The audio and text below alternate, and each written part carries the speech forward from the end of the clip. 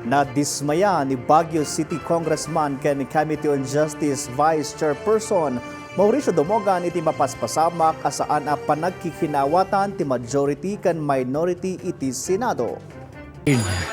It is a shame to the Filipino people na ganito ang nangyayari sa Senado.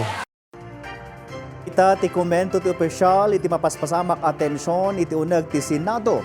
Sigon kankwana na sken nga ornusan ti dua a grupo ti saanda a panagkikinawatan tapno sang wenda ti pagimbagan dagiti Pilipino. Impeteng na nga iwaksi dagiti senador ti issue iti politika tapno maipamaysada ti trabaho da. Napaliw na pay nga arig na personal attack ti mapaspasamak iti nagbaotan dagiti taduma a senador. We are praying that sana ayusin nila yung problema nila sa Senado at hindi masyado sana sa politika, i-concentrate naman sa maraming problema.